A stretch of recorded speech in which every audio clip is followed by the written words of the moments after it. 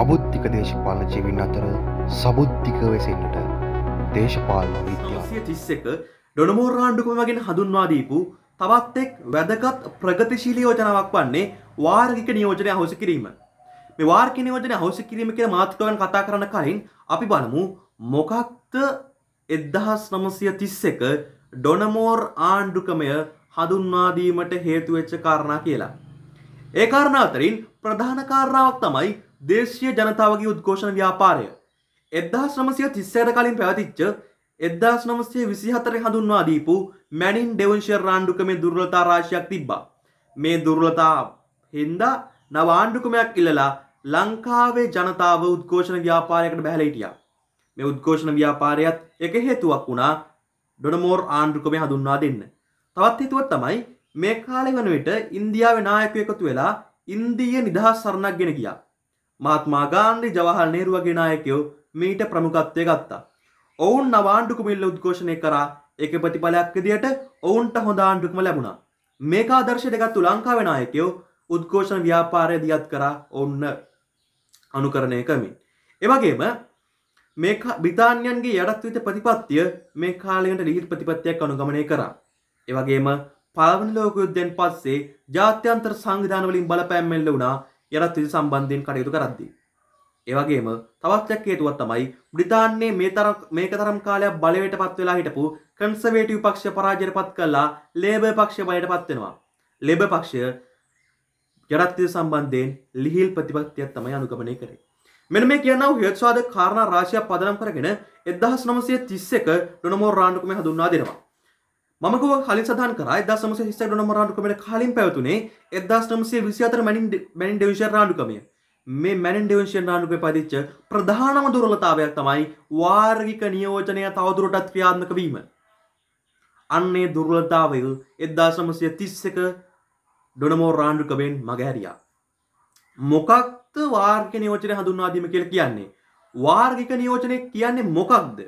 වාර්ගික නියෝජනය කියන්නේ ජනවර්ග මත පදනම් වෙලා ව්‍යවස්ථාදායක කියන සමාජිකයන් තෝරාපත් කරගන්නා ක්‍රමය. මේක හඳුන්වනවා ಜಾති මූල නියෝජනය කියලා. මේක ප්‍රථම වතාවට හඳුන්වා දුන්නේ 1833 කෝල්බෘක් කැමරන් ආණ්ඩුක්‍රමය මගින්. ලාංකිකයන්ව බෙදා පාලනය කිරීම උපක්‍රමයක් විදියට බ්‍රිතාන්‍යය අනුගමනය කරා මෙන්න මේ වාර්ගික නියෝජනය හොසි කිරීම. වාර්ගික නියෝජනය. ඉතින් ලාංකිකයන් එක්සත් හිටපු ජාතියක්. ඔවුන් එක එක ජාතීන් වශයෙන් බෙදිලා නැහැ. ශ්‍රී ලාංකික පදනම මත ජාතික පදනම මත හිටියේ 1833ට කලින්. නමුත් 1833න් පස්සේ හෝල්බෘක් කොමිසම ලංකාවේ ලාංකිකයෝ සිංහලයා, ද්‍රවිඩ, මුස්ලිම්, බර්ගර්, මැලේ සුළු ජන කොටස් ආදී වශයෙන් බෙදුවා. ඔවුන්ව බෙදලා පාලනය කරා. එතකොට ඔවුන්ගේ පාලන කටයුතු බ්‍රිතාන්‍යයට තමන්ගේ පාලන කටයුතු අරගෙන යන්න පහසු වුණා. මෙන්න මේ හේතුව නිසා ජාතීන් අතර එක්සත්කම එකමුතුකම නැති වෙලා ශ්‍රී ලාංකික කියන ජාතික පදනම නැති වෙලා ජාතීන් අතර ආරවුල් විරසක ඇති වුණා. කොහොම නමුත් මෙන්න මේ වාර්ගික නියෝජනය හඳුන්වා දුන්නේ 1933 දී. 1933 කෝල්බෘක් කැමරන් ආණ්ඩුක්‍රමය තුල හඳුන් තිබුණා. 1910 ක්‍රූමැකලම් ආණ්ඩුක්‍රමය තුල තිබ්බා. 1920 මැනින් ආණ්ඩුක්‍රමය තුල තිබ්බා. 1924 මැනින් ඩෙවන්ෂයර් ආණ්ඩුක්‍රමය තුල තිබ්බා. මේ ආණ්ඩුක්‍රම හැම එකකම වාර්ගික නියෝජනය කියන එක තිබුණා. එතකොට අපි ගත්තොත් 1933 ආණ්ඩුක්‍රමයේදී 6 දෙනෙක් පත් කරා වාර්ගික නියෝජනය. 6 දෙනෙක් පත් කරා වාර්ගික නියෝජනය මත. එතකොට එකෙන් 3 දෙනෙක් යුරෝපියන් වුණා. එක්කෙනෙක් සිංහල, එක්කෙනෙක් ද්‍රවිඩ, එක්කෙනෙක් බර්ගර් වුණා. මුස්ලිම් ජන කොටසකට ව්‍යවස්ථාදායක සමාජිකත්වය ගන්න හැකියාවක් ලැබුණෙම නැහැ. මෙන්න මේ ආකාරයෙන් හැම ආණ්ඩුක්‍රමයක් තුළම 1931 වෙනකන් හැම ආණ්ඩුක්‍රමයක් තුළම මේ වාර්ගික නියෝජනය කියන එක ක්‍රියාත්මක වුණා. එතකොට මේ වාර්ගික නියෝජනය කොච්චර දුරට බලපෑත්තුවාද කියනවා නම් කොච්චර දුරට බලපෑම් කරාද කියනවා නම් 1920 දශකයේ වගේ වෙනකොට ජනවර්ග මත පදනම් වෙලා කරපු වාර්ගික නියෝජනය අභිභව යමින් ජනවර්ග වල ඉන්න කුලවලට පවා වාර්ගික නියෝජනයේ ව්‍යවස්ථාදායක සමාජිකත්වය ඉල්ලුවා. මේක ඉතා ප්‍රබල තත්ත්වයක්. මේක අවබෝධ කරගත්ත ඩොනමෝර් කොමිසම. ඩොනමෝර් කොමිසම ප්‍රකාශ කළා ලංකාව නැමැති දේශපාලන ශරීරය විනාශ කරන පිළිකාවක්.